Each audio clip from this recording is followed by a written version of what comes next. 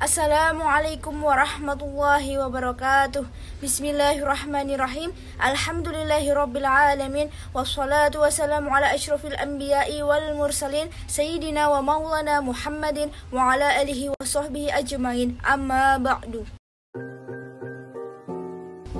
Perkenalkan, nama saya Sofi Wijayanti dari kelompok 1 Ilmu Kalam yang sekaligus akan menjadi moderator dalam kegiatan presentasi pada hari ini. Kerangka pikir kalam klasik dan pokok-pokok pemikiran teologi Khawarij. Table of Contents: 1 pengertian, 2 latar belakang, 3 doktrin, 4 perkembangan, dan 5 tokoh. Untuk materi yang pertama yaitu pengertian yang akan dibacakan oleh Rekanita Septi. Kepada Rekanita Septi dipersilahkan.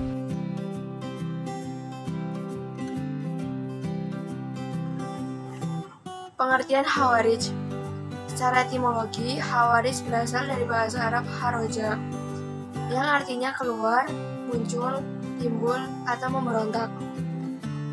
Berkenaan dengan pengertian Syahrastani, menyebut orang yang memberontak imam yang sah disebut Khawarij. Khawarij berarti setiap muslim yang memiliki sikap ingin keluar dari kesatuan umat Islam.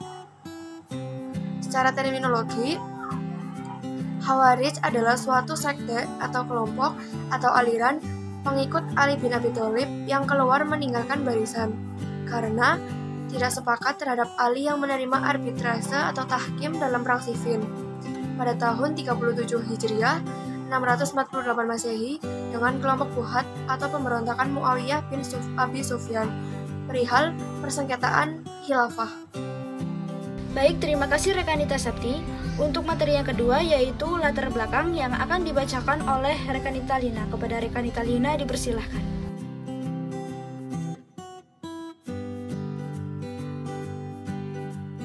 Latar belakang kemunculan Khawarij. 1. Fanatisme kesukuan. Fanatisme kesukuan ini telah hilang pada zaman Rasulullah dan Abu Bakar serta Umar. Kemudian muncul kembali pada zaman pemerintah Utsman dan yang setelahnya. Yang kedua yaitu faktor ekonomi. Salah satu faktor penyebab munculnya Khawarij yaitu dikarenakan oleh faktor ekonomi. Dan yang ketiga yaitu semangat keagamaan. Semangat keagamaan merupakan penggerakan mereka untuk keluar memberontak dari penguasa. Ali sudah menebak kelicikan di balik ajakan damai kelompok Muawiyah. Pada mulanya Ali menolak permintaan itu, tetapi karena desakan sebagai pengikutnya, terutama ahli Qur'an seperti Al-Asy'ath bin Qais, Mas'ud bin Fudaki, Al-Tamimi, dan Zaid bin Husain At-Ta'i, dengan terpaksa Ali memerintahkan Al-Ashitash, komandan pasukan Ali, untuk menghentikan perang. Baik, terima kasih kepada Rekanita Lina. Materi selanjutnya yaitu doktrin yang akan dibawakan oleh Rekanita Nabila. Kepada Rekanita Nabila dipersilahkan. Doktrin pokok aliran Khawarij.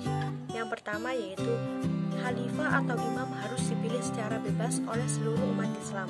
Yang kedua yaitu khalifah tidak harus berasal dari keturunan Arab. Yang ketiga, setiap orang muslim berhak menjadi khalifah asal sudah memenuhi syarat. Yang keempat, khalifah dipilih secara permanen selama yang bersangkutan bersikap adil dan menjalankan syariat Islam. Ia harus dijatuhkan bahkan dibunuh jika melakukan kezaliman. Yang kelima, khalifah sebelum Ali, Abu Bakar, Umar, dan Utsman adalah sah.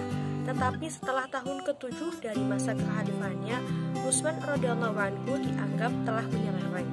Yang keenam, Khalifah Ali juga sah, tetapi setelah terjadi arbitrase, ia dianggap menyeleweng. Yang ketujuh, Muawiyah bin Amr bin Al-Ash serta Abu Musa Al-Asy'ari juga dianggap menyeleweng dan telah menjadi kafir. Yang kedelapan, pasukan perang Jamal yang melawan Ali juga kafir. Yang kesembilan, seseorang yang berdosa besar tidak lagi disebut muslim, karenanya harus dibunuh. Mereka menganggap bahwa seorang muslim tidak lagi muslim disebabkan tidak mau membunuh muslim lain yang telah dianggap kafir. Dengan resiko ia menanggung beban harus dilenyapkan pula. Yang ke-10, setiap muslim harus berhijrah dan bergabung dengan golongan mereka. Apabila tidak mau bergabung, ia wajib diperangi karena hidup dalam Dar al-Harb, negara musuh. Sedangkan golongan mereka dianggap berada dalam Dar al-Islam, negara Islam. Yang ke-11, seseorang harus menghindar dari pimpinan yang menyeleweng. Yang ke-12, adanya wa'ad dan wa'id. Orang yang baik harus masuk surga, sedangkan yang jahat harus masuk ke dalam neraka. Yang ke-13, amar ma'ruf nahi mungkar. Yang ke-14, memalingkan Al-Quran. Tampak ayat-ayat mutasyabihat samar. 15. Al-Quran adalah makhluk. Yang ke-16, manusia bebas memutuskan perbuatannya bukan dari Tuhan. Baik, terima kasih kepada Rekanita Nabila. Untuk materi yang selanjutnya yaitu perkembangan Khawarij yang akan dibawakan oleh saya sendiri. Khawarij, sebagaimana telah dikemukakan, telah menjadikan imamah atau khilafah atau politik sebagai doktrin sentral yang memicu timbulnya doktrin-doktrin teologis lainnya. Radikalitas yang melekat pada watak dan perbuatan kelompok Khawarij menyebabkan sangat rentan pada perpecahan, baik secara internal kaum Khawarij maupun secara eksternal dengan sesama kelompok Islam lainnya. Para pengamat telah berbeda pendapat tentang berapa banyak perpecahan yang terjadi dalam tubuh kaum Khawarij. Al-Baghdadi mengatakan bahwa sekte ini telah pecah menjadi 20 subsekte. Harun mengatakan bahwa sekte ini telah pecah menjadi 18 subsekte, ataupun Al-Ashfarayani seperti dikutip Baghdadi mengatakan bahwa sekte ini telah pecah menjadi 22 subsekte. Tokoh-tokoh yang disebutkan sepakat bahwa subsekte Khawarij yang besar hanya ada 6, yaitu A. Al-Muhakimah, B. Al-Azariqah, C. Al-Najat, D. Al-Ajaridah, E. Al-Sufriyah, dan F. Al-Ibadiyah. Semua aliran yang bersifat radikal pada perkembangan lebih lanjut dikategorikan sebagai aliran Khawarij selama terdapat indikasi doktrin yang identik dengan aliran ini. Berkenaan dengan persoalan ini, Harun mengidentifikasi beberapa indikasi aliran yang dapat dikategorikan sebagai aliran Khawarij masa kini, yaitu A. Mudah mengkafirkan orang yang tidak segolongan dengan mereka walaupun orang itu adalah penganut agama Islam. B. Islam yang benar adalah Islam yang mereka pahami dan amalkan, sedangkan Islam sebagaimana yang dipahami dan diamalkan oleh golongan lain tidak benar. C. Orang-orang Islam yang tersesat dan menjadi kafir perlu dibawa kembali ke Islam yang sebenarnya, yaitu Islam seperti yang mereka pahami dan amalkan. D. Karena pemerintahan dan ulama yang tidak sepaham dengan mereka adalah sesat, mereka memilih imam dari golongannya, yaitu imam dalam arti pemuka agama dan pemuka pemerintahan. E. Mereka bersifat fanatik dalam paham dan tidak segan-segan menggunakan kekerasan dan pembunuhan untuk mencapai tujuannya.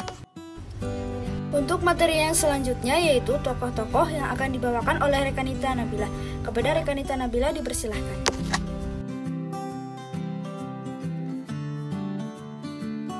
Tokoh yang terlibat dalam golongan Khawarij. Yang pertama, Abd al-Karim Nafari bin Ajrad. Yang kedua, Nafi bin al-Asraq bin Qais al-Hanafi atau Abu Rashid. Yang ketiga, Ziyad bin Ibnu al-Asfar. Yang keempat, Najdah bin Amir al-Hanafi. Yang kelima, Abdullah bin Ibad. Baik, terima kasih kepada Rekanita Nabila. Demikian presentasi dari kelompok 1. Saya selaku moderator meminta maaf yang sebesar-besarnya apabila terdapat kesalahan dari kelompok kami dalam melakukan presentasi. Wabillahi taufiq wal hidayah. Wassalamualaikum warahmatullahi wabarakatuh.